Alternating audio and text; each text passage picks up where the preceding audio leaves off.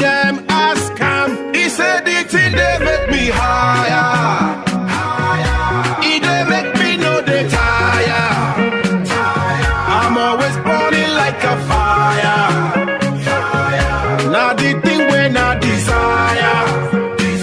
Oh yeah, help me sing them like a fire. Now be what till you require.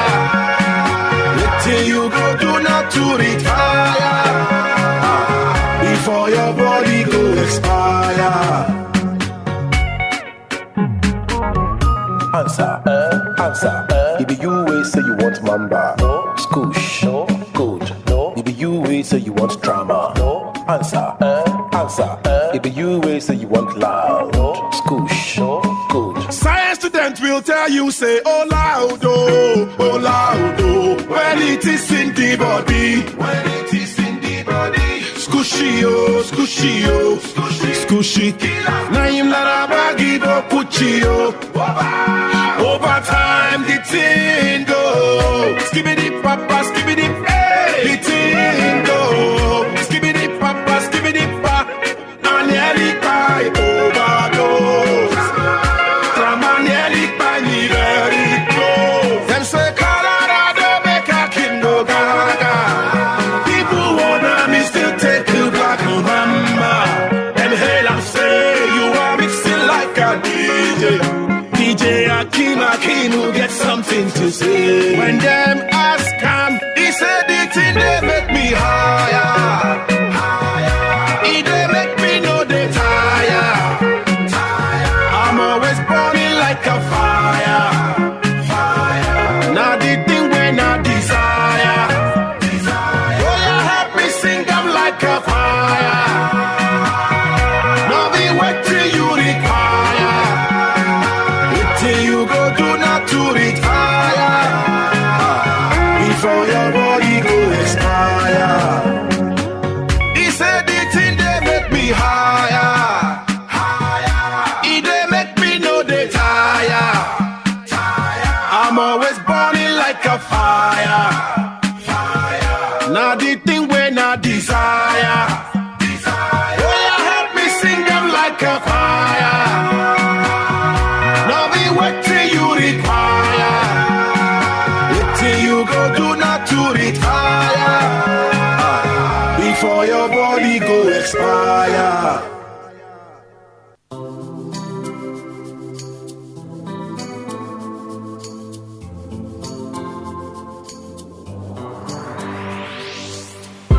Please pay attention. It starts from the foundation.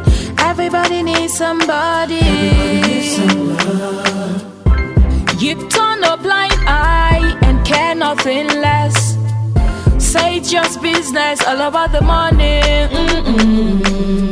You are so unbothered as long as they pay. Say it's just business, all about the money. You know they're on a fast lane, but you've got business to run. So you look away the other way. It concerns you. It kill love, it kill dreams. It land people for jail. War against drug abuse. I was the head boy in my primary school, senior prefect and best graduating student in my secondary school, but drug abuse almost ruined my life. I was on an average of 2 grams of cocaine per day. I was taking 8 ampoules of pentazosine daily. European shisha, cocaine. I became a user, a dealer, and a gangster. I saw other users drowning. I knew I didn't want to be like them, but I was already trapped. My family disowned me. My employment was terminated. I sold my car, sold my house. I'll go out well-dressed and return shoeless, shirtless in exchange for drugs. I was seeing things that were not real, and I once stabbed myself because I felt something crawling under my skin. I contacted NDLEA and started therapy. I spent 3 months in therapy. I spent 8 months. It's easy to relapse, but your mind has to be stronger than the cravings. Drugs does not love you. You are not the one using drugs. Drugs are the one using you. Say no to drug abuse.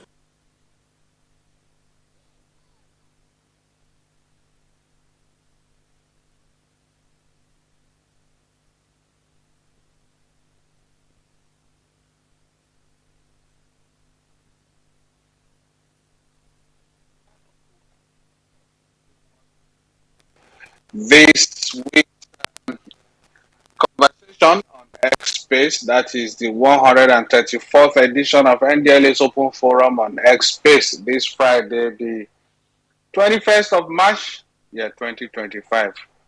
Today we would be taking a look at another topic, still in furtherance of our conversation on substance use and the challenges, as well as how to overcome this menace.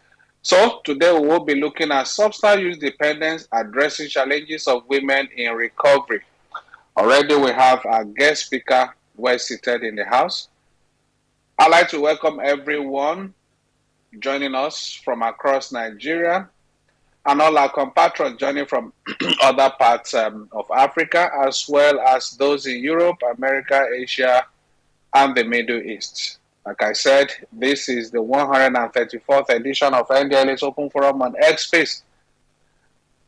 I'm your host, Femi Babafemi, and we're live from the national headquarters of the NDLA, located in the nation's federal capital territory, Abuja. We'd like to inform you that this conversation is a platform where we share information, knowledge, and raise awareness about substance abuse and its devastating impact on human lives, public health, and indeed our environment. This platform also serves as a channel for us to provide help to those struggling with substance abuse, especially those who need treatment. It's equally a means for us to update you about all the activities of the agency, especially what we're doing to curb the scourge of substance abuse and illicit drug trafficking, as well as getting your feedback, which is very key so that we can continue to improve on our deliverables and serve you, our society, and indeed humanity better. It's also important to let us know that this conversation is recorded and is streamed live on our other social media handles. That's at NDLA01 on Facebook and at NDLA TV on YouTube. You can always go back after this program, that's in another 2 hours thereabout, and take a listen to the recording. You can even share with others. That way, you are supporting raising awareness. Indeed, before I invite our guest speaker today to make her presentation, let's remind you of some of the activities of the agency this past week, which usually comes in a new Netta and Peace. Ladies, let's have the updates for this week. Thank you. Thank you, sir. Good day to everyone, and thank you for joining us on this week's Xspace. My name is Netta Wedozie, and here are the NDLEA news highlights for the week. First, the headlines. NDLEA intercept US, Saudi Arabia, Poland, Italy-bound cocaine, opioid shipments in prayer bids, others. Arrests 2 suspects. Recovers large consignments of skunk, heroin, opioids in Kano, Kwara, Kaduna, Taraba, Abia, Oshun, and FCT raids. Desperate bids by some drug trafficking organizations to move illicit consignments such as cocaine, tramadol, loud, molly, and others concealed in prayer beads, packs of board games, female cloths to the United States of America, Saudi Arabia, Italy, Poland, and United Arab Emirates through logistics firms and the Lagos airport have been thwarted by operatives of the National Drug Law Enforcement Agency, NDLEA. At least 2 suspects behind some of the aborted missions at the Murtala Muhammed International Airport, MMIA, Ikeja, Lagos, have already been arrested. One of them is a 43-year-old businesswoman.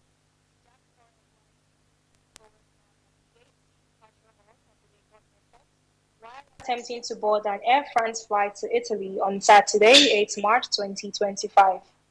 When she was searched, 190 parcels of tramadol, 225 milligrams, and another parcel of skunk, a strain of cannabis, were recovered from her luggage. In her statement, she claimed that she bought the drugs herself with the intention to resell them. At the export shed of the Lagos airport, NDLEA officers on Tuesday, 11th March, arrested a 60-year-old suspect, Yahaya Fatai Ayinla, while attempting to ship a cargo containing cloth used to conceal 400 grams of skunk going to New York, United States of America. At some logistics companies in Lagos, efforts by drug traffickers to export over 2 kilograms of loud, molly, tramadol 365 milligrams and 225 milligrams hidden in vitamin C bottles and female cloth to the US were frustrated by NDLEA operatives of the Directorate of Operations and General Investigation, DOGI. Other shipments of 230 grams of cocaine concealed in prayer beads, soles of locally made shoes, and packs of board games heading to Saudi Arabia, Poland, and UAE were equally intercepted between Monday 10th and Wednesday 12th March. In Kano, a total of 727 blocks of compressed skunk weighing 479 kilograms were recovered from a 40-year-old suspect, Hassan Haruna, who was arrested by NDLEA operatives at Chalawa area of the state on Wednesday, 12th March, while no fewer than 58,300 pills of tramadol were intercepted along Kaba-Obajana Highway, Kogi State, in a commercial bus coming from Lagos en route Abuja on Tuesday, 11th March. Raid operations in Kachia, Kaduna State, on Thursday, 13th March, led to the arrest of Idris Hamza with 4,900 pills of tramadol, 225 milligrams, seized from him, just as a similar exercise in Hain Banki area of Kaduna North Local Government area on Friday, 14th March, resulted in the arrest of 25-year-old Aminu Magaji, from whom 2,900 tablets of tramadol, 225 milligrams were recovered. While a total of 40,200 tablets of tramadol, 225 milligrams, were recovered from the duo of Olowoko Farouk and Akim Ridwan along Ilorin-Jeba Expressway, Bode Sadu, Kwara State, on Friday, 14th March, NDLEA operatives equally seized 21,700 capsules of same opioid from a suspect, Salisu Usman, along Ain Korin Expressway, Ilorin, on Thursday, 13th March. In Taraba State, NDLEA officers on Friday, 14th March, arrested Polycarp Adeku at Bente Road, Kurmi Local Government Area, with 15.77 kilograms skunk, while in Osun State, operatives on Thursday, 13th March, intercepted a commercial bus marked SGB 564YS coming from Idumota, Lagos Island, in front of King University, Odeomu, with a total of 48.7 kilograms Ghanaian loud, Colorado and Canadian loud, all strains of cannabis. Not less than 9 suspects have been arrested in connection with the seizure in Osogbo and Ile-Ife during follow-up operations.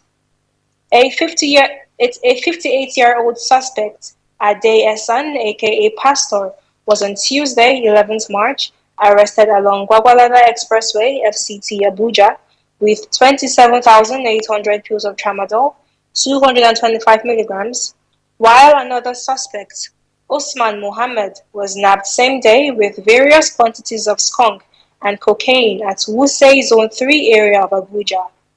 In Abia State, NDLEA operatives on Saturday, 15th March, raided the Ntiga community, Isiala Ngwa North Local Government Area, where a 34-year-old suspect, Chinaza Wogu, aka Young Money, was arrested with 247 grams of heroin, 141 grams of methamphetamine, 2.931 kilograms of cannabis sativa, 4 grams of cocaine, and 753,015 naira monetary exhibits. While commending the officers and men of MMIA, the Directorate of Operations and General Investigation, DOGI, Kano, Kwara, Kaduna, Taraba, Abia, Oshun, and FCT commands of the agency for the arrest and seizures.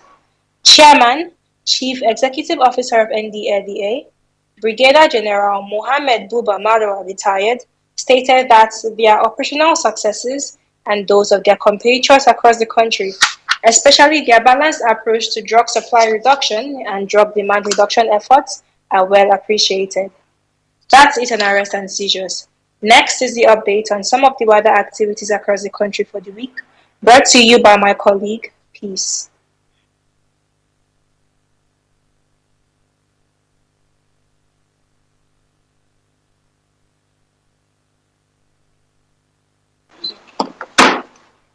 Thank you, Nata. It's good to be here. My name is Peace the Pastor, and here are some of the wider activities across the country for the week. The National Drug Law Enforcement Agency, NDLEA, is strengthening its fight against substance abuse in Nigeria through the War Against Drug Abuse Wider Social Advocacy Initiative. The nationwide campaign focuses on mobilizing and sensitizing the public about the dangers of substance abuse and illicit drug trafficking through community engagement in schools, churches, mosques, motor parks, workplaces, and various social settings. NDLEA is raising awareness and empowering individuals to take a stand against illicit drugs and their harmful consequences. On Monday, 10th March 2025, the Benue State Command of NDLEA, while prioritizing education to combat drug abuse, delivered a wider sensitization lecture to first students of the College of Education, Katina Ala. The Lagos State Command on Tuesday, 11th March, sensitized students and staff of UPE School, Ilara, Ekpe, on the dangers of drug use. Continuing the wider activities on Wednesday, 12th March, the Anambra State Command conducted a wider enlightenment lecture for students and staff of Capital City Secondary School, Oka. The Jigawa State Command was not left out as it delivered a wider advocacy lecture focusing on drug prevention education to students and staff of Government Senior Arabic Secondary School, Benin Kudu. On Thursday, 11th March, the FCT Strategic Command of NDLEA delivered a wider sensitization lecture to students and staff of Premier Academy Lugbe, Abuja, emphasizing the need for a collective stance against substance abuse. Similarly, the Ekiti State Command took its wider enlightenment campaign to Eshogbe Comprehensive High School, Ikoro, Ekiti, where students and staff were educated on the adverse effects of drug consumption and the importance of staying drug-free.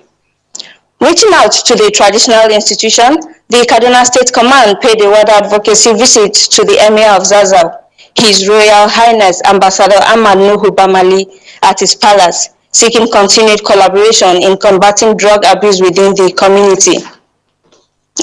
In Southeast, the Zone 11 Command of NDLEA engaged students and staff of Prime Academy College, Enugu, in a wider advocacy lecture, reinforcing the dangers of illicit drug use and preventive measures.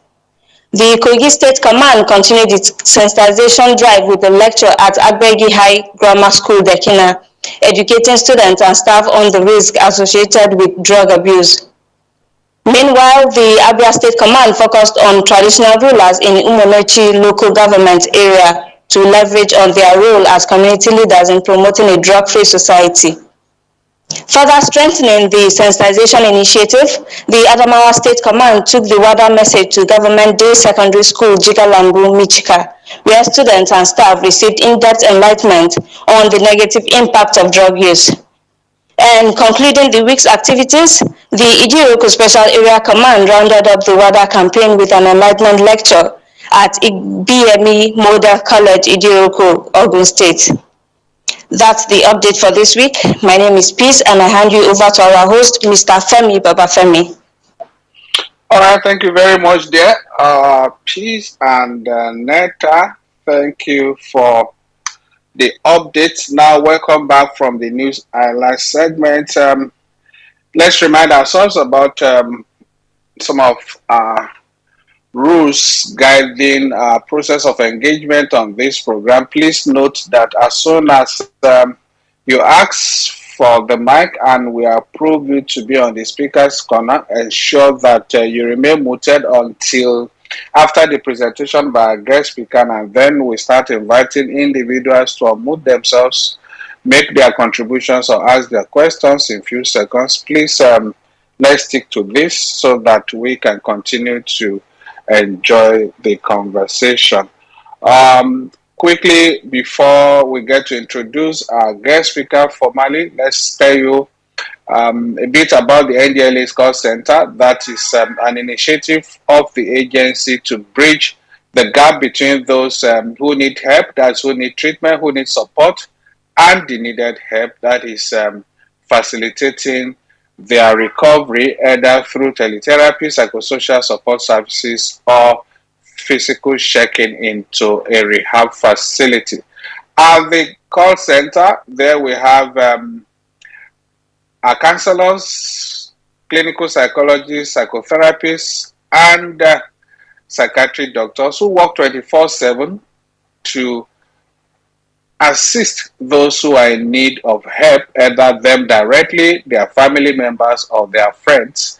There at the center, we have a toll-free helpline that anybody can call or reach out to these services, to these professionals and experts, right from the comfort of their homes from any part of the country, wherever you may be, northeast, northwest, north central, southeast, south, and southwest of Nigeria.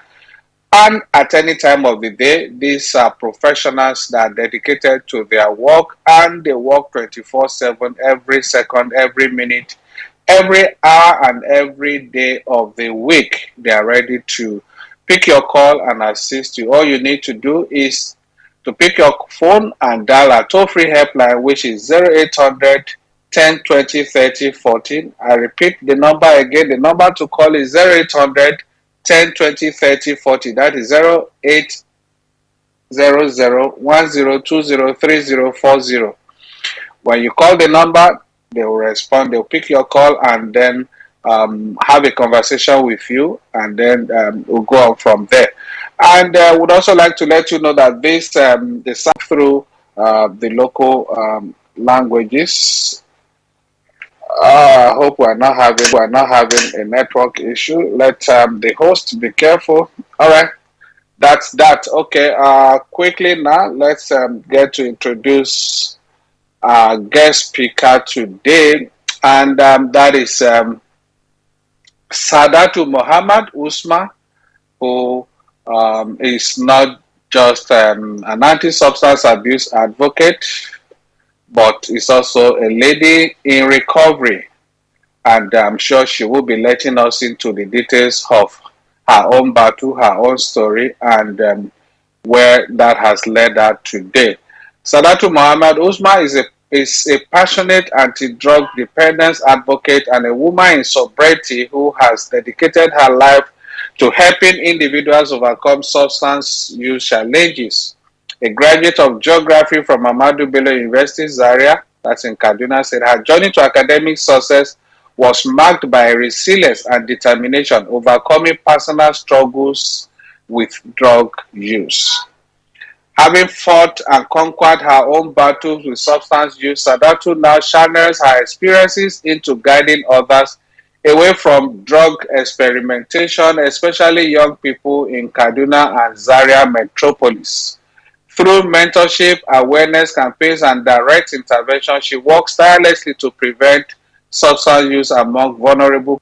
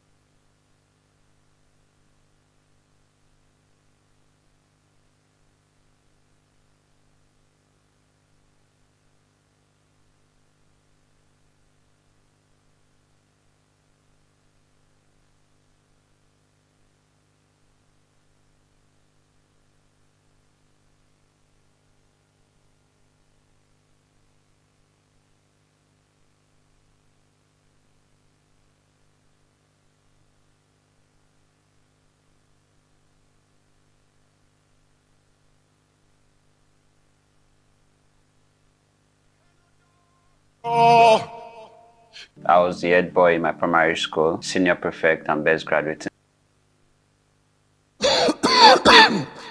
Hello, doctor. Can I get the tramadol for the road? Body they pay me Make I check your body, then I will tell you what you need. Hello, doctor. I know it's the way to wait. I know it's the way to wait to make I check your body, then I go tell you what you need. Hello, doctor. No need to check me. I know say now waiting my body need. Is it your body? I don't be wait. I don't be wait. Hello, doctor. You see I am coughing. I need codeine or I go enter coughing. Wait to make I check your body. I don't be too wait. Give me cannabis, or sensibilia, please. I need to end this feeling. Wait to make I check your body, then I will tell you what you need. Hello, doctor, waiting I do myself. I've been known to say, but I didn't want somebody. Wait to make I check your body, then I will tell you what you need. Doctor, help me check my body. I need your help before it's too late. Hi.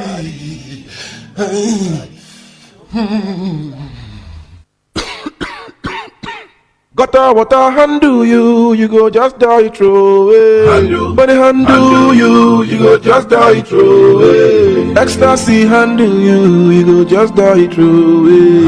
Money handle you go just die throw away. Drama handle you go just die throw away. Money handle you go just die throw away. When cocaine handle you and codeine handle you, money handle you go just die throw away. When black mamba handle you and rap not show you shade. When he handle you go just die throw away. Oh no, mama, no wait until them handle you. When he handle you go just die throw away. Paradise, Crystal Metal. When them handle you go just die throw away. Wherever.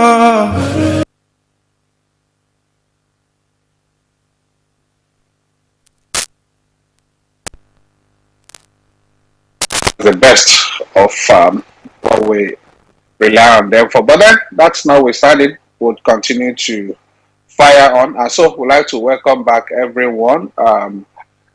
Like we did say, right on the platform, we are on the 134th edition of NDLA's Open Forum on Xspace this Friday, the 21st March 2025. And today we will be discussing drug use dependence, addressing challenges of women in recovery. And to do that is someone that has gone through it, someone that is going through it, someone that is has become so resilient to resist the temptation, the challenges of substance dependence, and herself now an advocate, mentoring and teaching others how to survive, how to go through this complex journey. And that's no other person than Sadatu Muhammad Usman. And I was just trying to introduce her formally when we experienced that glitch.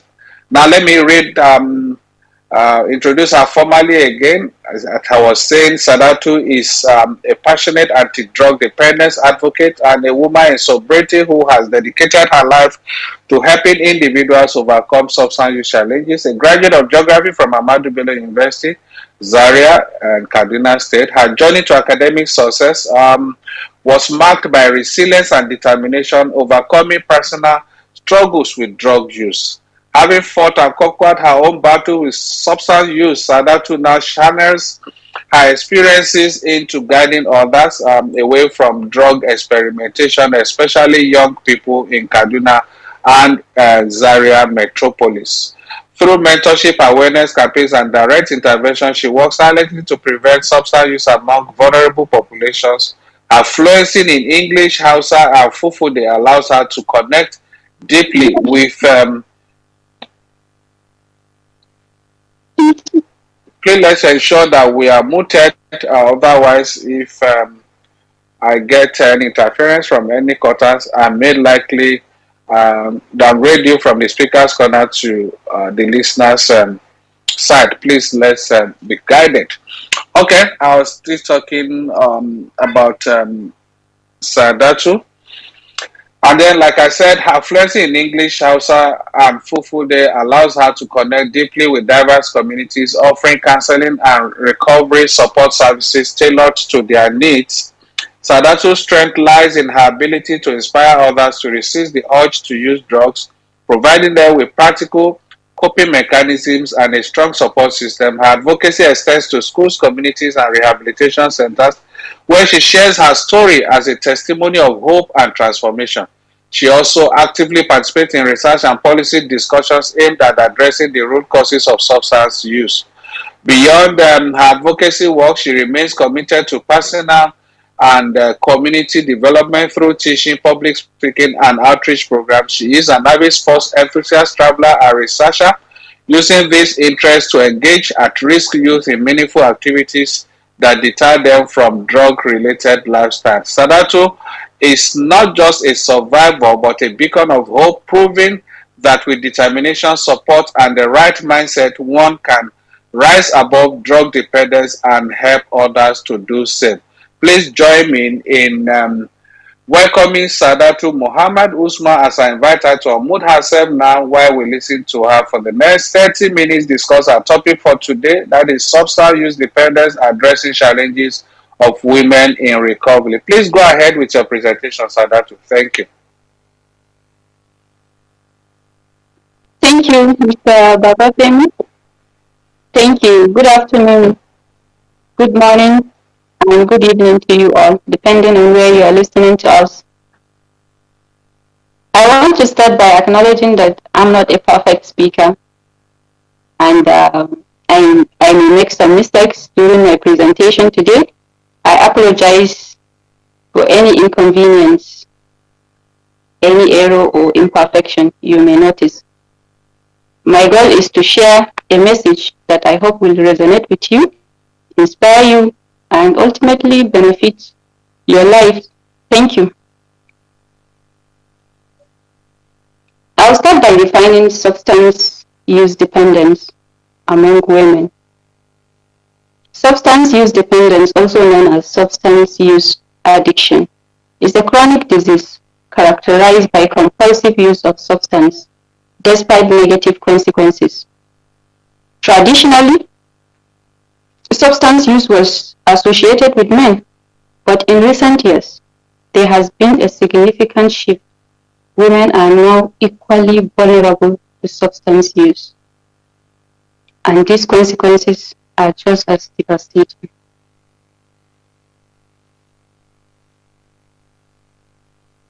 The rise of substance abuse among women can be attributed to various factors, including societal pressure, mental health issues, and increased accessibility to substances.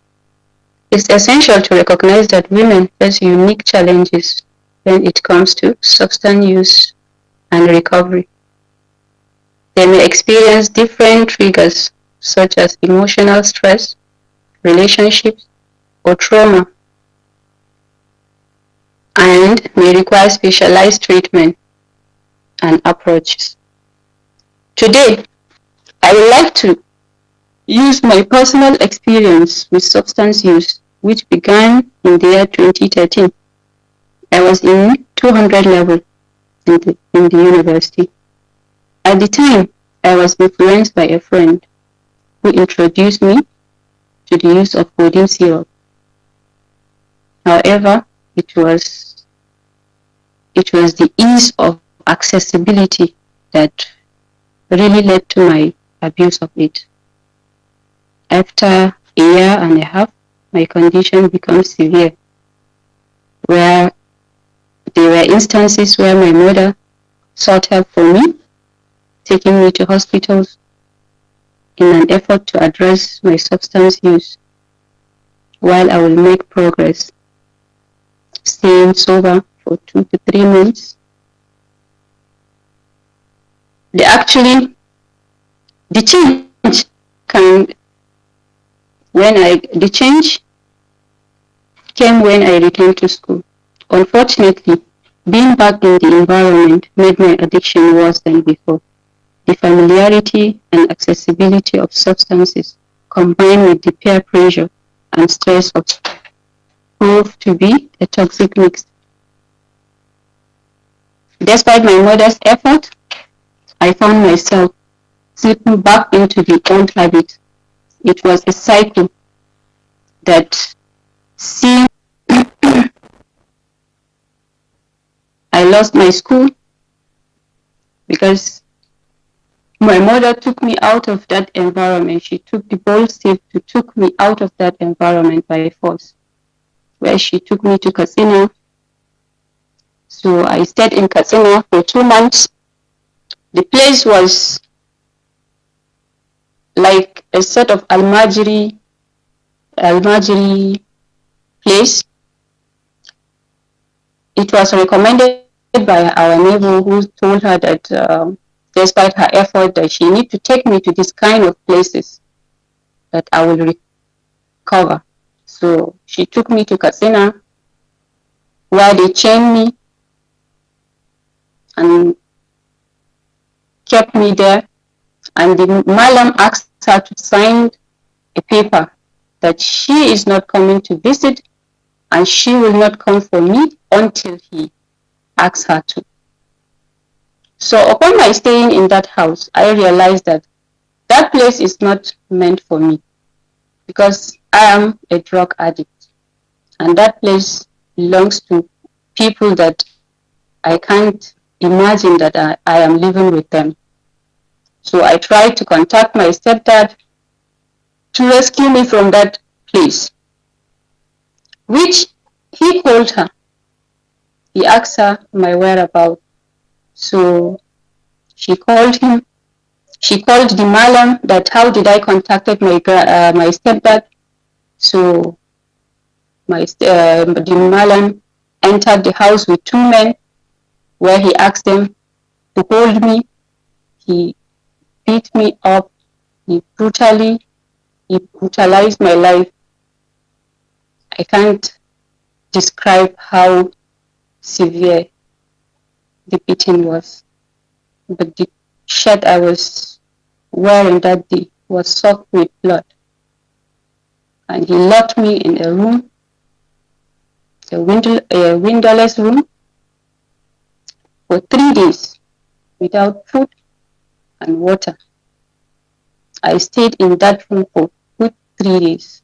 I can still hear his voice saying to his wives, nobody should dare give her water or food.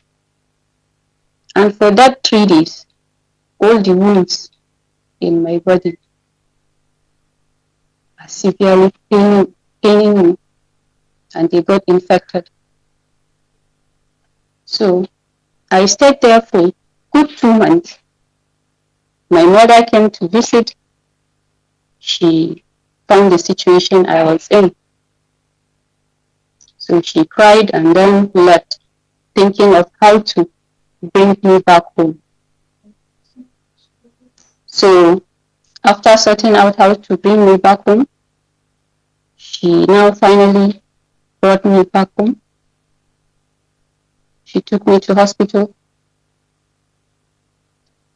take some medications.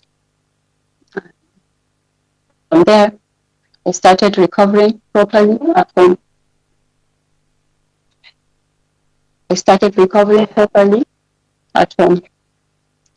So from there, that's 2016, around June. So from there, I joined a tailoring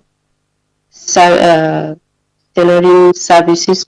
I started learning how to sew just to keep myself away from the anxiety and trauma and so on. So I stayed at home for up to 2017. 2017, where I now wrote jam. I went back to school after losing my after losing that first school that I was in. So it was not an easy journey. Alhamdulillah, I was determined to overcome the addiction. Many people think like it was the consequence of that house that made me change, but that's not the truth. Because at a point, I was so frustrated with the drugs that I take. I'm tired of it. I'm tired of the addiction. I'm needing help, like serious help, and I asked for help because that my addiction almost cost my son's life. There was a day I returned from school. My son was playing in the neighbor's house,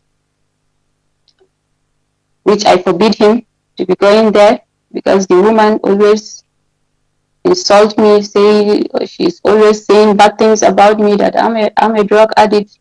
Call my husband, telling him to divorce me, that I'm not a good wife, and so on. So I asked my son to stop going to her house. So upon my return, I found out that he was playing in that house. So out of blind anger, I just hit his head against the wall. I can still hear his voice saying, screaming, blood, blood, blood. But I was too far gone to care. Like, I thought it's just a minor injury. So one of my houseboy rushed to intervene what's happening. Then my husband rushed to see what is happening.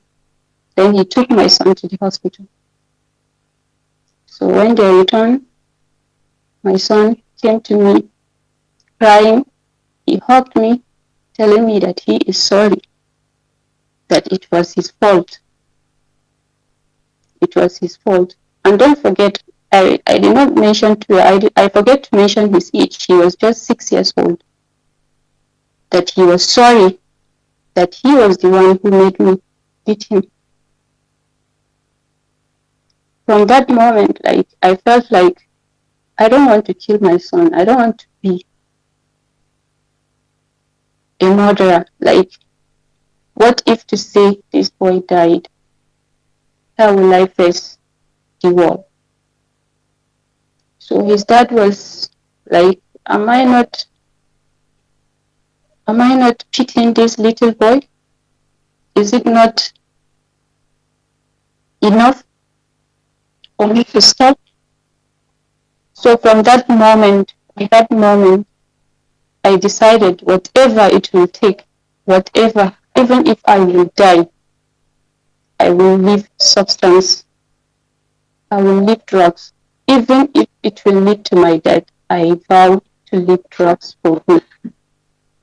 So even when my mom took me to Katsina, I met horrible people who were advising me that if you come back, kill your mother. How can she bring you to this kind of place? Me, I kill so person, I kill this person, I kill my friend, I kill my brother.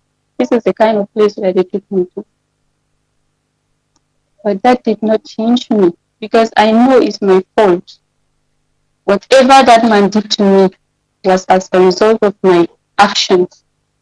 If to say I did not go near drugs, it wouldn't have happened to me. Because I have a loving family, I have a caring mother, and a caring husband. And the pressure from my husband's family and his friends were for him to divorce me. So I was still at Katsina. He sent my divorce letter that we are no more together. So, and from that day, He said in his letter that I will never see his son again. If times permits, he will be the one to bring the boy. So these are the kind of challenges I face. And I know many women out there in Nigeria and across the world are facing the same or have faced the same problem. Social stigma and shame, trauma, losing custody of children, losing loved ones is really devastating. But Alhamdulillah, I have conquered my addiction. I stayed focused with determination and God's willing, parents' prayers. I am where I am now, and I want to help others.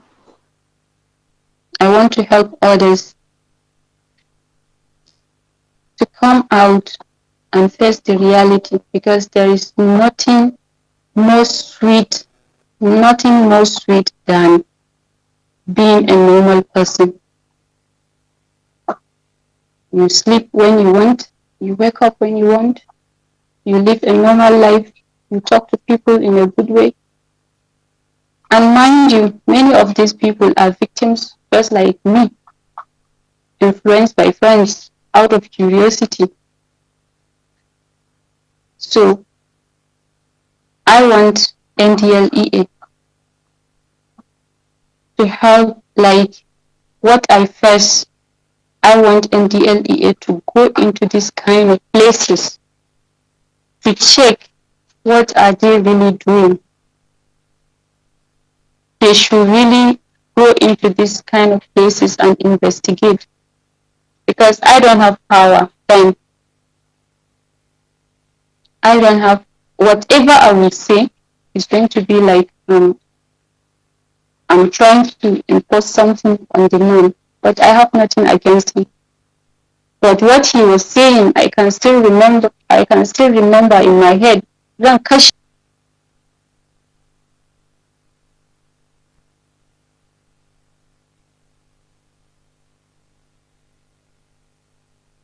He was busy matching me with his life. So NDLA should really go into this kind of places and support women in recovery, because a lot of women are suffering in silence. Young girls are falling victims. Most women are sexually assaulted by their husbands, by their friends, by communities.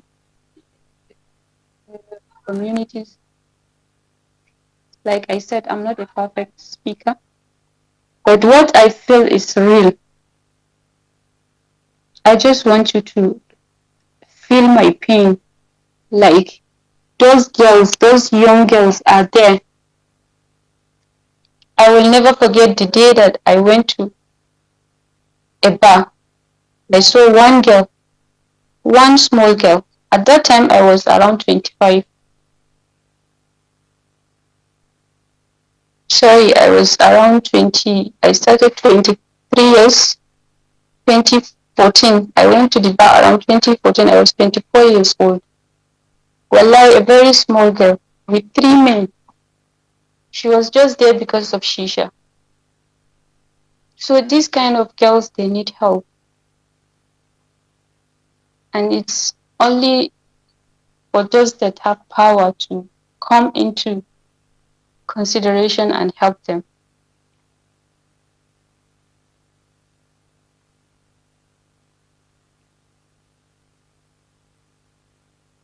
Now,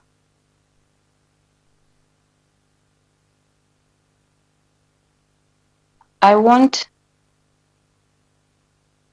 NDLEA to support women in recovery.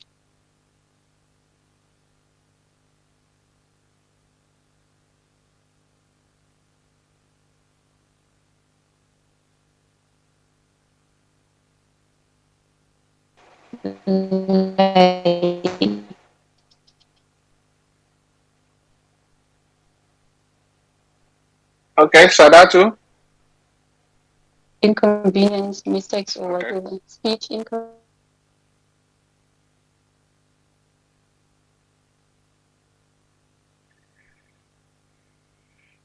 Yeah, I guess Sadatu is having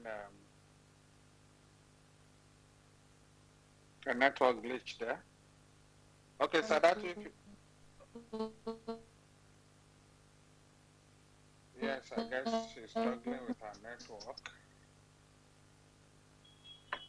Sadatu, can you hear me?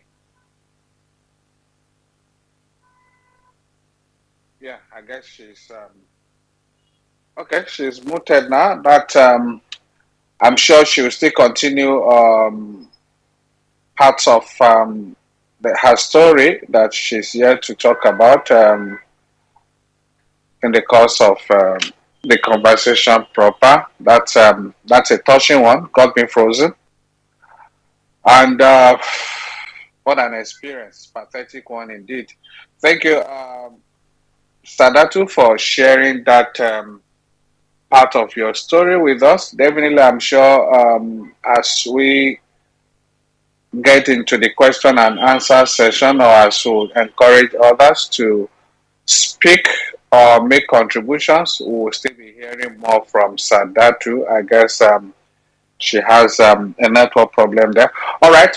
Would like to appreciate everyone already with us on X here. And again, would like to appreciate all our compatriots joining us via our Facebook page and our YouTube channel. Thank you very much for being here with us and to be a part of this conversation. Quickly, we have some of our compatriots on X here. Those are the people we may be able to mention their names directly now. And I think I have one of the oldest members of this platform, Dr. Kemi Oluloyo. Thank you, Dr. Kemi, for coming around. I've also seen, well, for those who may not know, Dr. Kemi has jackpot, so she's no longer in Ibadan, Lagos. She's now uh, an international citizen working across the world, from Maryland, US to Ghana to Cote d'Ivoire, on all over the world. Okay, we also have another senior member of the platform. That's Dr. Loretta Ekanem. Dr. Loretta Ekanem, also US based. Thank you, Loretta, for being part of the conversation today. One pen, that's at Parkland. One pen joins us from Niger State. We have Funchal Jimo. Thank you. Muhammad Bafo. Thank you. We have also Muhammad Abba. Thank you. We have Abdul Malik Yahaya. Thank you. Abdul Malik Yahaya. We also have Kabir Kabir Ahmed Atapawi. Sorry, Sheikh, if I didn't call your name properly there. I think I've interacted with Sheikh. All right. So many people would like to contribute. So many people would like to talk, talk on the issue Sadatu had raised there. Dr. Kemi, what's happening to your network? You keep dropping off when I approve you. Okay, we also have the Amen News. Thank you, Amen. MM, that's double M, that's GI or G1. We have Aliyu Muhammad Baba. Thank you. Ubong Udofia. Thank you. Diane Lawrence. Thank you, Diane Lawrence. I've approved Dan Lawrence already. We also have Organiru Untorobia Foundation. Organiru Untorobia Foundation. Yax, thank you. Dora the Pastor, thank you, Dora. Front loading document, that's OA Tobeshuku. Tobeshuku, thank you for being part of our conversation today. We also have Doshi, thank you, Doshi. We also have Okosisi. Okosisi, that's at Oji Felix. We have Aliyu Songubi. We have John Ogunjimi, quite a while. It's quite a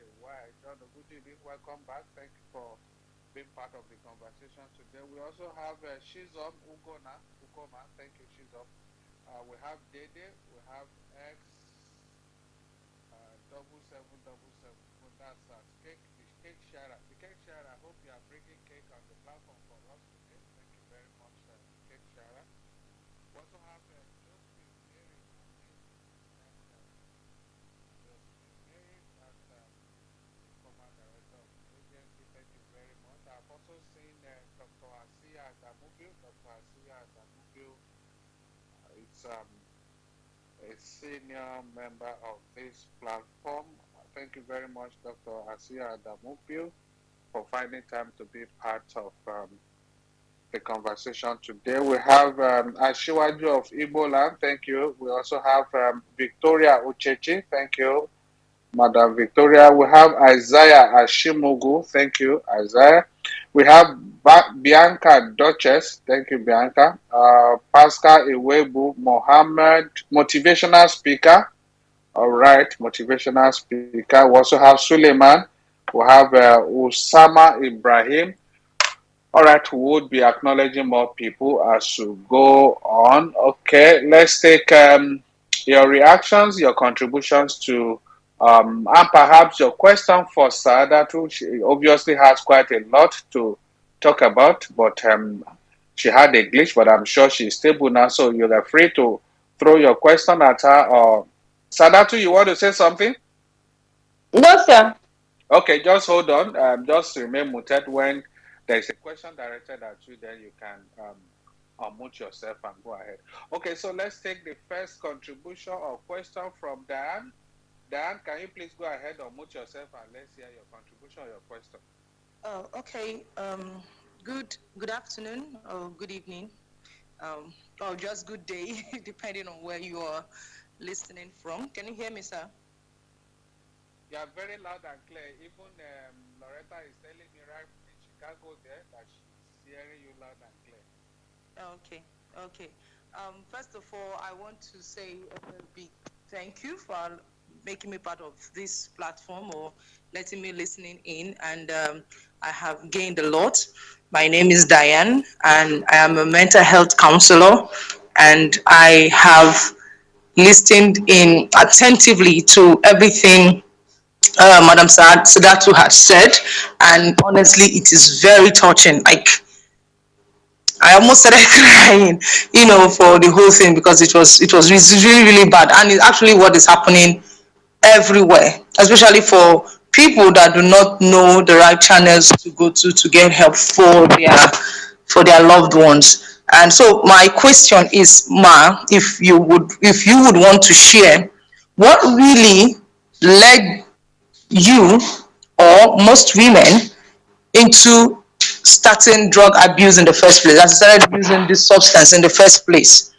And then that's my question for you, Madam Sadatu. I hope you can hear me, ma. Yes. Okay. Now, but my next question is for NDLEA, or the host of this wonderful platform. There is a need for a support group system like AA Anonymous, NA Anonymous, that's Narcotic and Alcoholic Anonymous, for people that either do not have the finance to get help from the resource center, or at least there should be somewhere where they can always fall back on. Because from listening to Madam Sadatu's presentation, she needed help, but she did not know how to get it. She was longing for help. But if we can have anonymous groups littered everywhere in every community, then all these people that actually need help, that don't know how to get help, would easily get it. Like, I started one in Galadimawa in Abuja, but it failed due to the fact that they were like, it is just because I am, as a mental health counselor, I believe that I still have I have the capacity to help people as much as I can. So, and this was just my own little way of kind of reaching out to these individuals and trying to help them. But it did not succeed, because one, funding was there. Two, I needed to also have to go out every day, reach out to them, talk to them, beg them to come. But if it is something that has been put there as a outreach, or so I don't know how it will be done, but something that would help them to know that we still see you as humans, we still respect you, we still want to help you. We're not judging you, we're not condemning you. Let's come to so place, you will find help. I think that it will go a long way to help. As a social worker, I'm looking out for this from NDLEA. If it can, aside the rehabilitation facilities, because definitely anybody that wants to go to a rehab center must pay, has to pay, but they don't even have the money to do it. But if they have an anonymous group where they can come and draw strength from, I think it will go a long way. So I don't know if the NDLEA has this in their plan, or if it is something that they are like maybe in the near future to achieve. So please, this is just my kind of reaction or questions rather. Thank you very much, sir. All right, thank you, Lady Diane. Thank you very much there. Quickly, before Sadatu comes on, I think regarding your suggestion, indeed, I did announce earlier, one of the things we do is obviously when Sadatu was having an issue, there has not been a support system like our call center where she can sit wherever she is and make a call directly to NDLA toll-free helpline where she can get all the services of counselors, clinical psychologists, psychotherapists, and even psychiatric doctors. All of those things had not been in place by then. That's 2014, 15, 16, thereabout.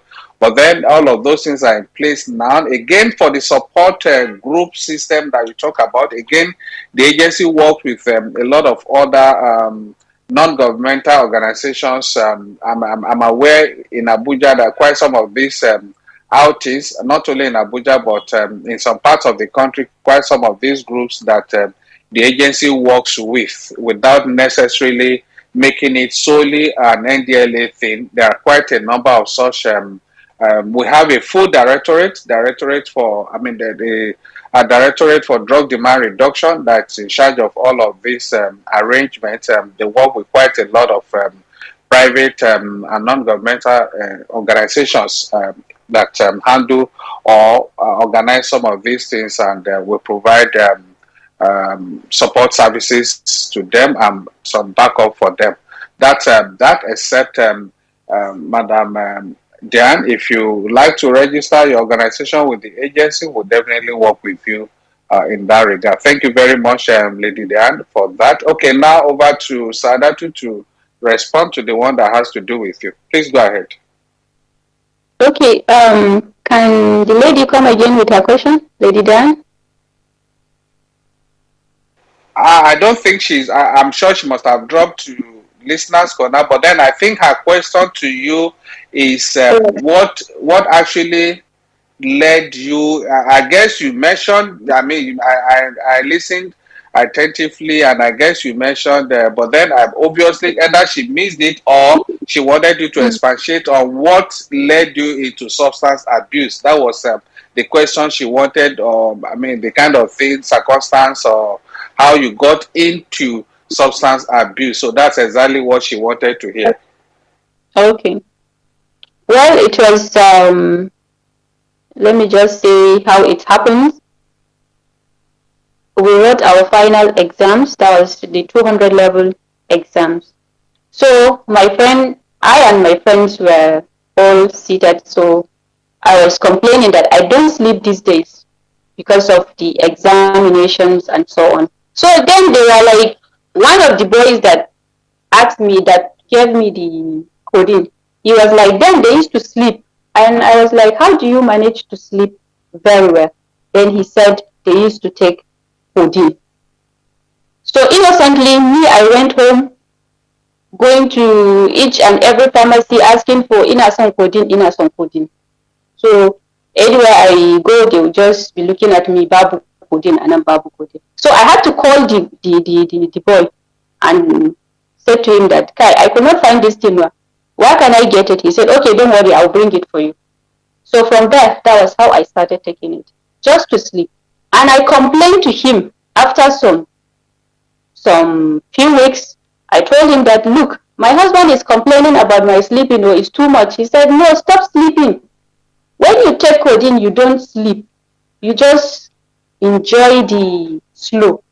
And I was like, oh, that's how it is? He said, yes, don't sleep. When you sleep, you just waste your money. So that was how I started abusing it from there. From 1 bottle to 2, 3 to 4 to 5. So that was it. 5 bottles at a time? No, not at a time, per day. Okay. Yes, per day. All right, thank you very much, Sadatu. I guess that must have answered the question or what Lady Diane wanted to hear from you.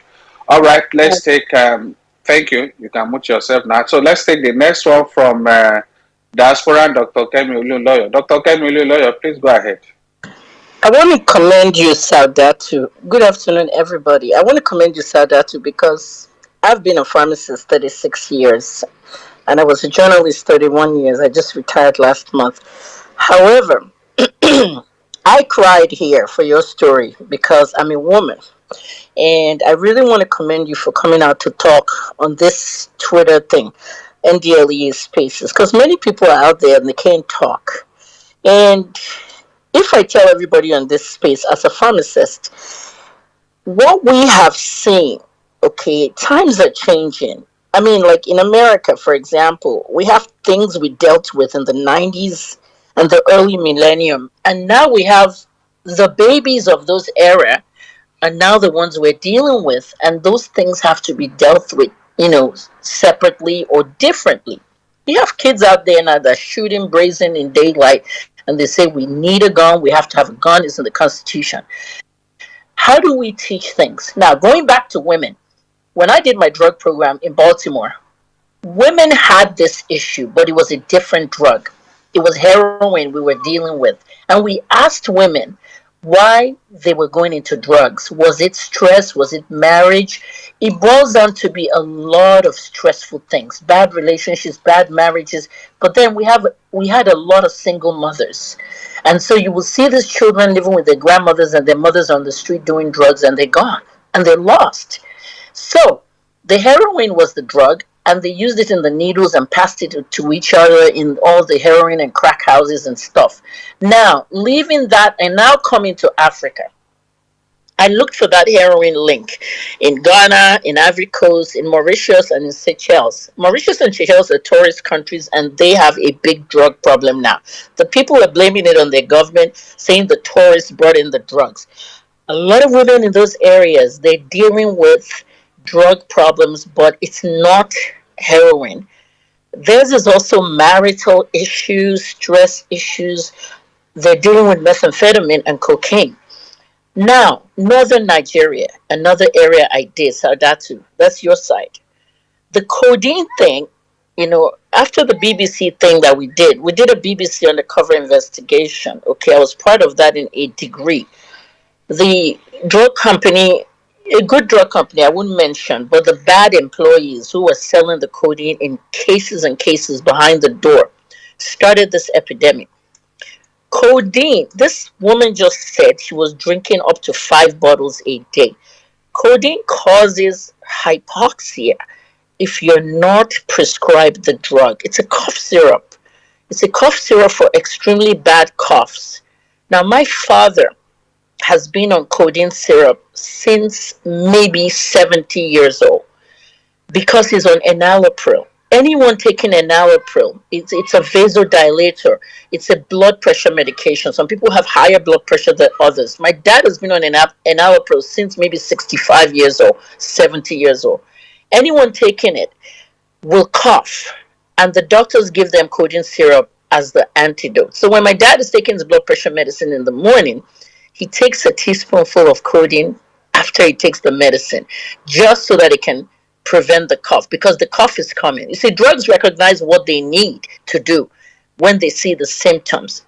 But if you're taking a narcotic and you don't have a cough, it sends this signal to the brain, and the brain is losing oxygen, and you have what they call hypoxia, lack of oxygen in the brain. And this is what's killed the people that died of codeine overdose. Okay, and I touch base on this in America as well, because the rappers, Lil Wayne and all these different rappers, were doing this thing. It's codeine syrup, and they call it scissor. They put it in inside their drinks in the clubs and all that. Lil Wayne had seizures like 4 or 5 times, almost died. So looking at Saudatu's story, she's an inspiration for women in her side. Nigerians, let's take away tribalism and tribe stuff. We have to talk about these things. Look at what happened to the Igbos with methamphetamine in Purumiri. We have to attack these plagues in certain parts of the country. So Saudatu is an inspiration for women. And I found out a lot of women in northern Nigeria have the same stress as other ones in America and all are having. And hypoxia, that's a lot of codeine.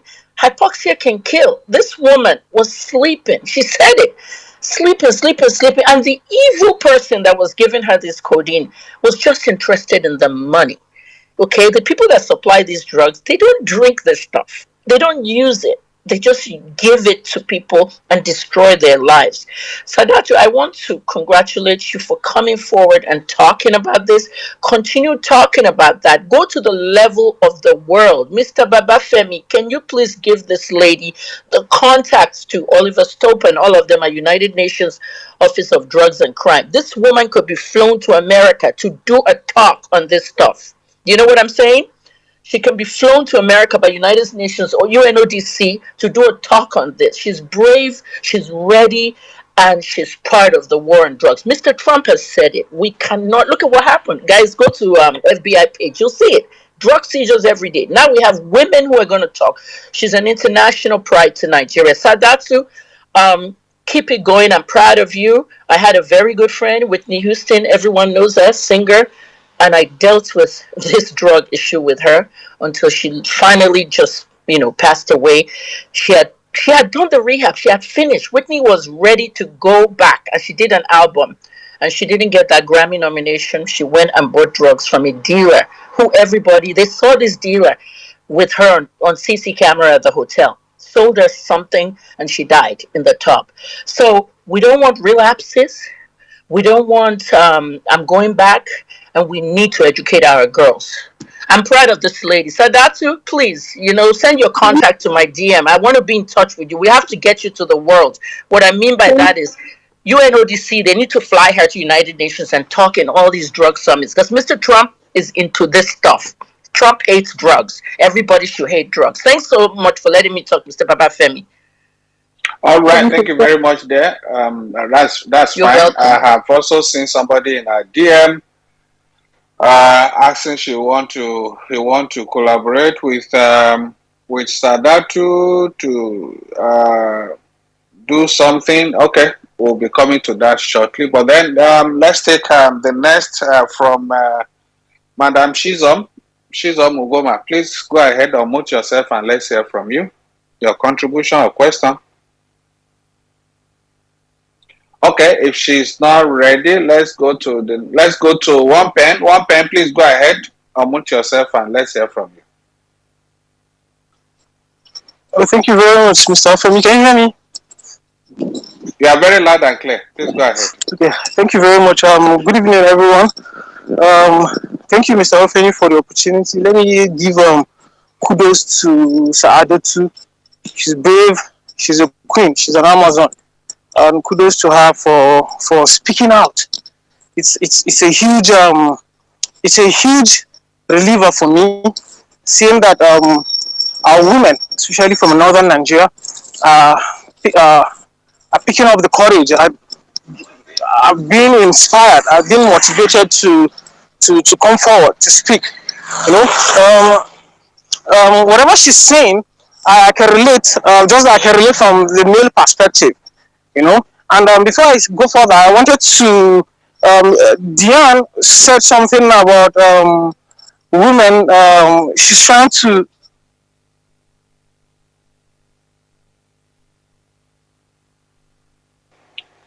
All right, I guess one pen slipped off there. His network must have switched him. That's one of the challenges of these service providers. All right, let's go to the next person. Let's take Abdul Malik Yahya. Abdul Malik, please go ahead, unmute yourself, and let's hear from you. Thank you very much, Mr. Femi. Good evening, everyone, or good day to you all from wherever you're joining us. I would like to acknowledge our speaker. For someone who started off by saying she's not a good storyteller, she almost caught me off guard, and I'm emotionally trapped by her story. Um, as someone that has been in recovery, I've come to realize that sharing those stories is all about sharing your stories and getting the avenue, to let it out, because I can feel the rawness and emotions in what she was saying.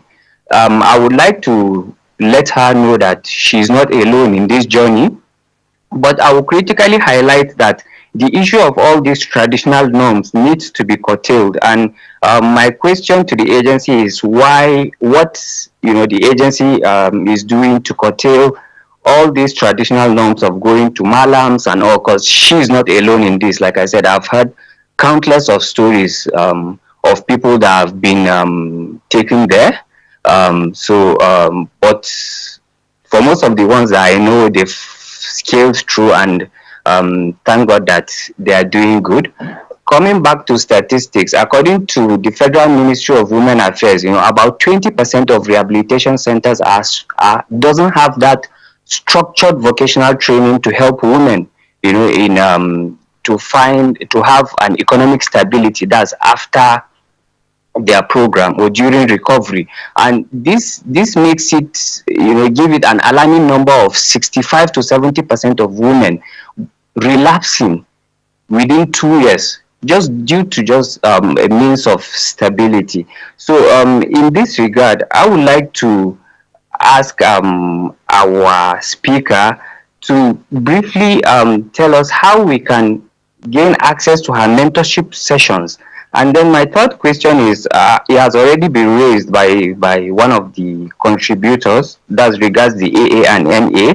I think we can do more. The agency is doing a lot, and in that regard, I would say kudos to them. But we, as recovering addicts, need to pick up the mantle and create a network for ourselves, wherein we can share these stories, we can partner together and create a strong community that will battle against this menace. I would like to give a reference. While I was using substance, I think it was around that 2014, 2013, I came across little girls as little as 13 years old being snuck into my school then, while I was in the university. They were snuck in, and it was alarming. It's still a traumatic effect to me, because they were so young, and then they were indulging in drugs, and the boys or the men didn't even care, because to them is a means to an end. So we need to, as addicts, create an avenue for ourselves and our counterparts to get our northern girls, or in fact our northerners, out of this, because the rates are alarming nowadays. Thank you very much.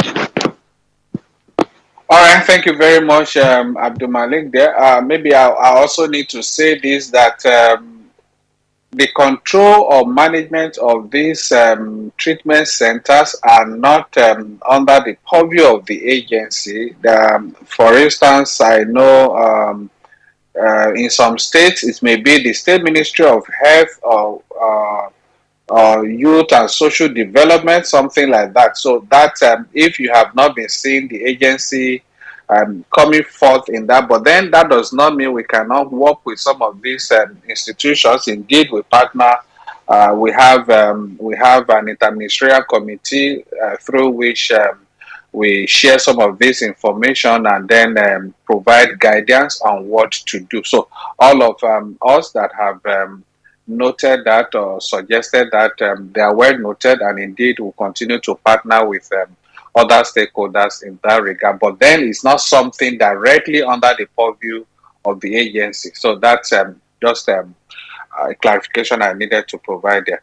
All right, let's take. Thank you very much, Abdul Malik, for that, for sharing your own story and also providing some insights there. Let's say, I guess one pen is back. Okay, one pen. I think let's allow you to land properly with your own intervention. Please go ahead, one pen. Hello, thank you. Can you hear me, Safemi? Very well. Go ahead. Yeah, the network is yes. So, like I was saying, kudos to Sada too. Kudos for being a queen, indeed a queen. The story is it's same everywhere. It's same everywhere. And what we did, or what I did in Niger State was that I founded the Niger State Recovery Network, which is some sort of our motto is actually strength in anonymity, unity in recovery, and this gave us the opportunity for a lot of users to come on board, because what I want us to understand is that one of the biggest problems that we're dealing with, especially in northern Nigeria, is the issue of stigma. So I mean, if a lot of men are not able to, if the boys, if the male, if the guys are not able to comfort, I mean, the women are. We can't say anything of the women, but then having an organization that gives them this power anonymously to comfort, it has been very, very helpful, and it has been very, very impactful.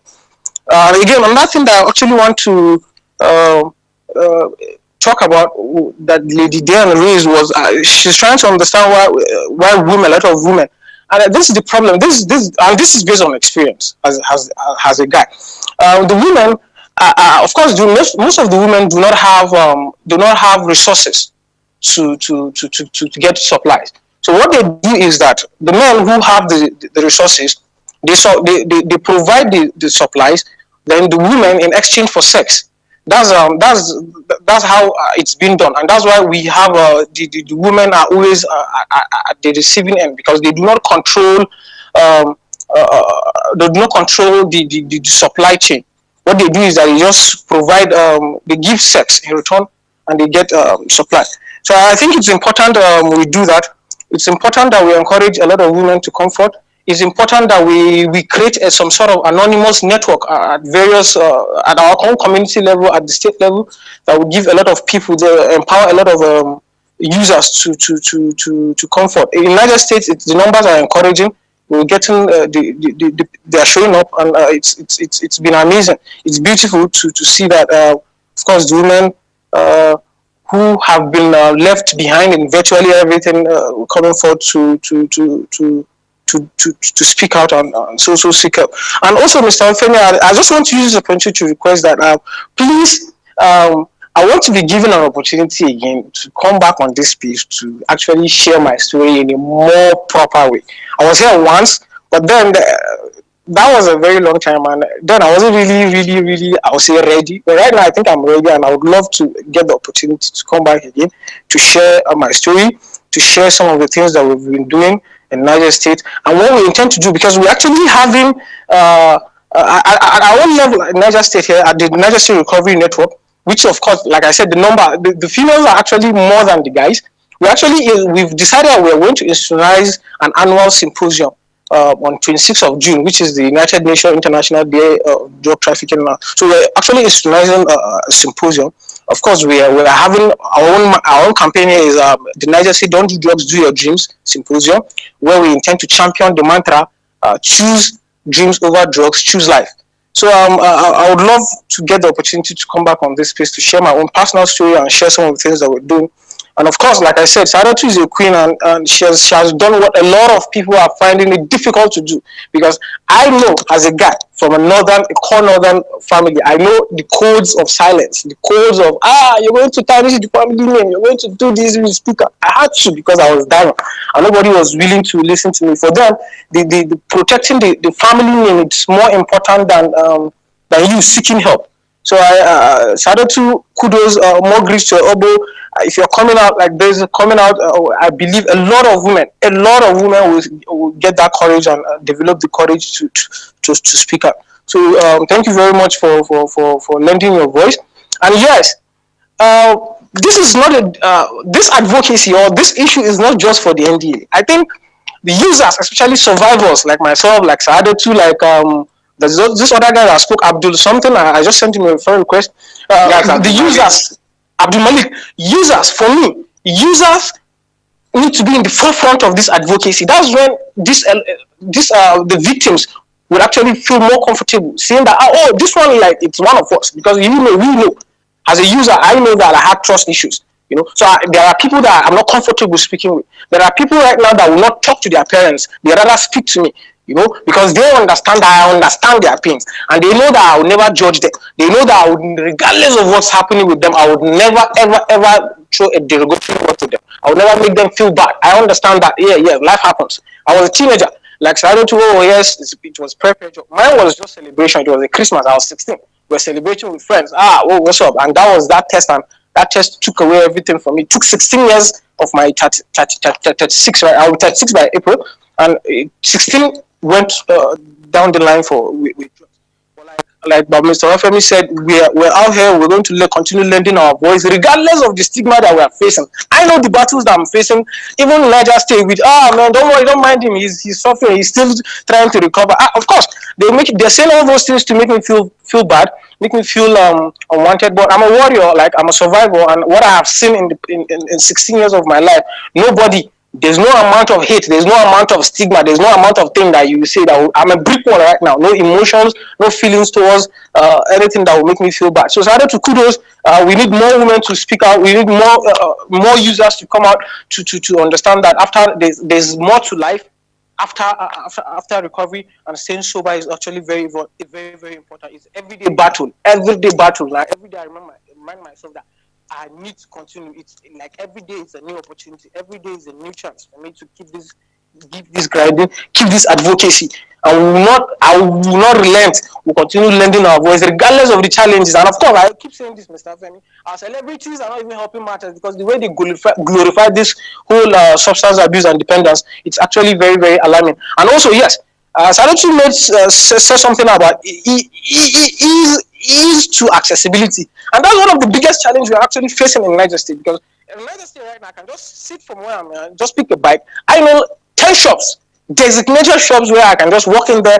This is what I want. So accessibility to these substances is also not helping matters. But like I said, this is not a battle for the NDA. This is a battle for everyone, the community, the religious leaders. Of course, the Christian community are actually doing better than we, the Muslim community, in terms of lending their voice to this menace, this pandemic that we are dealing with. So it's unfortunate, but we'll keep doing our best, and I'll connect with like minds as much as we can. I'll reach out to other like minds like Abdul Malik and other people.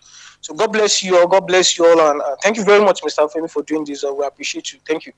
All right, thank you very much there. One pen, always on point. Okay, please, Francis, note one pen so that we can bring him back on the program. Okay, let's take. Thank you very much, One Pen, for providing that huge support to Sadatu. Okay, I believe part of what Lady Dan was asking is what One Pen had explained. These things are all over the place. It's just that people finding out or trying to get them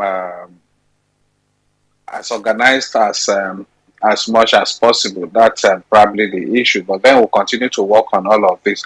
Okay, let's take the next one from Organiru, right? Organiru, guess I get that right. Please, Organiru Mporobia Foundation. Please go ahead.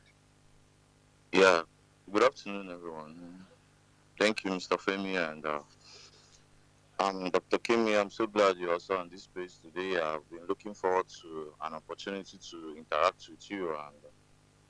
And on the former link we used to open the space, I posted a picture, and I spoke about a lady in my neighborhood that has been trending both on Facebook and other social media platforms. She started using drugs around the year 2022, and at this point in time, she's drastically, I don't know how to put it, but so far we've been trying to assist in her case. It has been proving abortive. We've even gone to the extent of using law enforcement on her, but the family is trying to see it in a way that we're trying to harm their child. And this is a family of five. The parents are dead. The father was a chain smoker. The mother was not that bad. She's a Christian and a well-respected woman in my neighborhood. But the whole of the children, there are five in number, two has the sorts of drug. The remaining three, the only person that is normal there is the most eldest brother, but he's also into drugs. The two other sisters are also into drugs. The other one has not started showing symptoms of like psychosis or any other uh, visible symptoms of drug using. But this lady in question has been trending all over the place. And the thing is, here in the southeast, especially here in our community in Enugu, you don't have to suffer yourself to get these drugs. Down to the Mbulumiri and every other thing. So I and my friends around the year 2022 or 2021, yeah, we started up this Organiru Foundation of a thing. We started it as a youth center in my community where we do come around every Tuesdays and every Fridays to share our challenges when we started the withdrawal. So it helped us, and even though most of us went back to drugs, and I picked up the courage to make it a full movement, being saved, I have a responsibility to save others. It hasn't been easy because the backlash and both those drug dealers, because they too know me, we all live in the same streets, and they now see me as a contender. They see me as their opposition in this community because of the work I'm doing here. But looking at getting assistance from the law enforcement, from the government, and it hasn't been proved effective because you go to make reports, and the same day you make reports, you see police coming out from those places where they have been sorted. You see their healers coming out from those places that they sell these drugs. After getting money from those people, they can't do anything. So mine is, someone mentioned a grassroots club where people of like minds can come together. We've been doing that in my community. And also the law enforcement. I have a couple of NDLEA officials in my contacts, which I added to our groups. We intimated them about our proposed road walk in Enugu to demand the government to help us tackle the availability of these drugs in our streets. Until today, none of them has reached out to me to ask me how far are we going to go about this. But nevertheless, I'm not even doing this hoping on them. I've already put in resources, and I'm still ready to put in resources to make sure that this menace of drug in our streets, if you come to my neighborhood, if we are like 100 youths in this place now, both male and female, you can't get 80% or 40% normal youths in this community. To show you the level of drugs, the level that drugs has destroyed youths in this community, and the governments are not paying attention to these things. They are focused in investments, bringing investors into the states, doing this and what, but not knowing that the youth which are in this same community may tend to be a barrier to these investments if not well taken care of. Because at the end of the day, a drug dealer has to buy drugs, and if he doesn't have the money to buy those drugs, he's going to steal. He's going to look for an alternative to get those monies, and he's going to steal from your investors, and that will make them to leave the state. So I'm calling on everybody to help us, assist us in every little way you can, expand our voices, help us reach out to persons that could help us in our campaign in Enugu. We're scheduled to go for the road walk on 31st of this month, and before now I've been receiving both threats from persons that seems like we were trying to spoil business for them. So in Enugu we need a strong presence of NDLEA and also a strong partnership network of therapists psychological experts and also persons that can be helping us in the work we are doing here in Enugu. Thank you so much for the opportunity. All My right, name thank still you very remains Ndubisi Achiome. I'm the founder of Oganiru Torobia Foundation. It means Progressive Youth Foundation. Thank you so much. All right, thank you very much, Ondubusi, for those insights. I would like to assure you, if you come to my DM after this thing, you may probably not have been liaising with the right persons, but I will link you up with the highest authority in the NDLA's command in Enugu State, and you can rest assured they will be willing to work with you to partner with you. Please, can you mute yourself, Ali Waziri, so that we don't remove you? You have not been invited. You have not been asked to speak. Yes, please mute yourself. I was trying to send you a message, but it says I'm not. Maybe you are not following me. I'm following you, but I'm not verified Okay, if yet. you cannot get your message to me, please send it to the handle of the agency. I'll still get it there. I'll link you up with the right person to work with, and you can always give me a feedback on your conversation and arrangements with them, just to be sure that everything goes well. I wish you all the best. Thank you very much for all you are doing there in Enugu. But then I can assure you that the agency has a number of resources available to support you there when it comes to human resources and also facilities to attend to some of the cases you mentioned. All right, let's take the time. Okay, Lady Diane is back. Please, Lady Diane, you have, after your first time, quite a number of responses, but then perhaps you still have something to say. Please go ahead. Yes, I have something to say. Actually, it's kind of in addition to what some other speakers said. I think Mr. One Pen said it, and the last speaker, Oganiru group, said it as well. So I just wanted to buttress it, starting with one the Mr. Chinedu said, I think from Oganiru group. That's one of the reasons, this threat that came up is one of the reasons that made the AA group that my organization started in Galadimo, Abuja to fail. Because when they saw that it was now getting, taking most of the people out, they started threatening the users, not even they started threatening the user, not me directly. Before I know, if I ask this person, they say no, no enter trouble, I no enter trouble. This one say no, no, ba wahala. All of them will started running away from the meetings, and so it just ended that way. And even got to a point when if I go to their meeting points where I know they buy and sell of these things, one man actually had to pull me out and say, I no enter there, Baba dey there, no enter. Yeah, it's that kind of a situation where you feel threatened and feel opposed. So it was until my organization, now this the strategic command in Abuja, we just got an endorsement to have this WADA sensitization. This one they went for premier school that was announced during the broadcast, which was my organization and in partnership with West African Action Network on Small Arms and Light Weapons. We now had a partnership with NDLEA to have that program.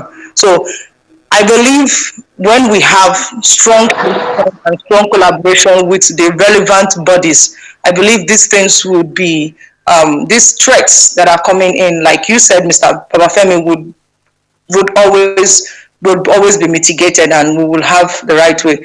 Then Mr. One Pen said made mention of working together to get. See, one thing I know is that before someone falls into substance use dependency, the person must have had one or two different level of mental health disorders. Addiction, drug use, drug abuse, and all that is just an escape from their mental health disorder. So if we as women,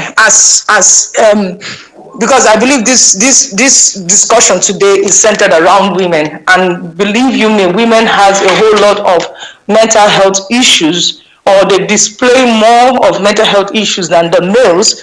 So if we as a body as everybody, both the males and the female put together, can help support women's mental health in any way that they can, no matter whether in the family, your sister, your brother, your mother, your friend, your female friend.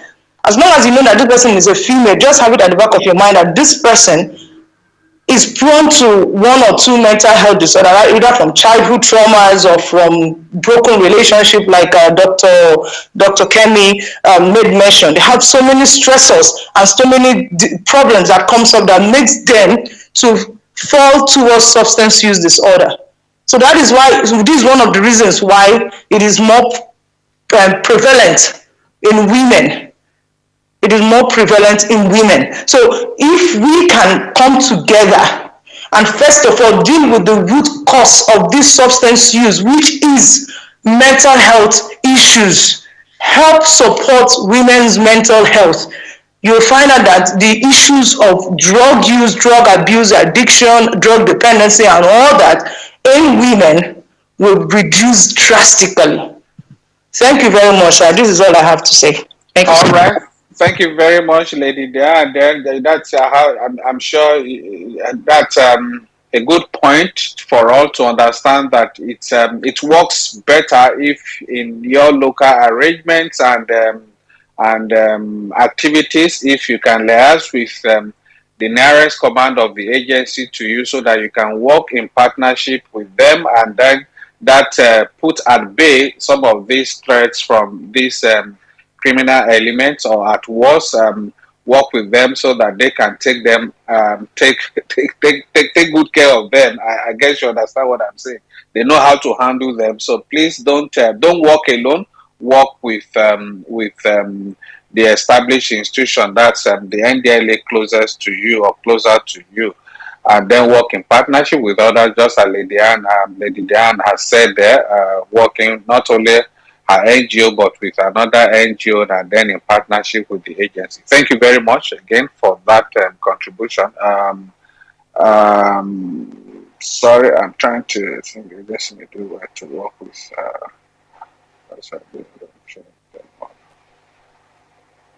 All right, thank you. I was reading a message, so that took my attention. Okay, okay. Before I come to you, X777, I have Usama. Usama has been waiting there. Usama, let's quickly take your. We are running out of time. Quickly, in few seconds, Usama. Is it your question? Is it a question or contribution, Usama? If you are not ready, then I'll take X. 7777. That's at the cake share. Okay, the cake share. I've been looking for you. Since you share cake, let's see if you can send some cake to Loretta in Chicago, or Dr. Kemi wherever she's doing her international work, wherever she is at the moment, because she's not in one single place. In Maryland today, and in Ghana tomorrow, Cote d'Ivoire the day after. Okay, please go ahead, the cake sharer. Hello, Femi. Thank you very much. Nice to meet you all. I'm French. My name is Marc Moreno. I'm from France. I have 25 years old, and I listen to you since more than 1 hour now, and I understand everything, and you say everything. So I don't have question. I don't have anything to say more. I just want to do something for Saadatu, because I'm a music maker, and I want to do music for Saadatu, and music for the drug addiction for all the human. And the title of this music, if Saadatu is okay, I can name the music Saadatu, and I'm going to do music in English or Yoruba, because I know a lot of Nigerian. I met a lot of people in Nigeria. I work with a lot of them, and I have actually an artist, a young artist, a Nigerian Yoruba girl with 80 years old, a young star, a young artist, a real voice, a perfect voice, and I met her in the Web3. And I go to do of this girl a star, because she deserves that. She's a good student. She have a good spirit, and I love his voice, and I'm going to help her. I actually dropping this first song yesterday, amazing because the name of this girl is amazing. So the first song I do for her is amazing, and this song is amazing. I do actually two songs in Yoruba because this language is so good. Is very very so good. I love this language, and so I do two music in Yoruba. Is crazy. Is very so good, so good. It's not my voice. It's AI music. It's not my voice. I'm just a magician, you know. And so when I met a girl artist like this, I do music for her. Is my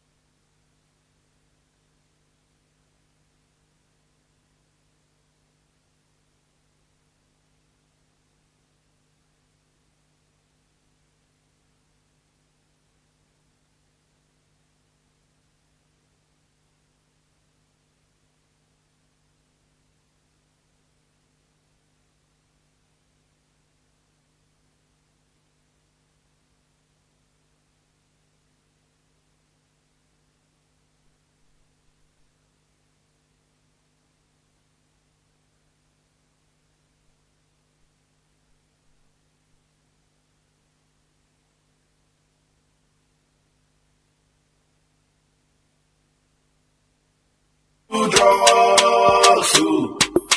Don't do drugs, oh. Don't try it, oh. He go choke you, oh.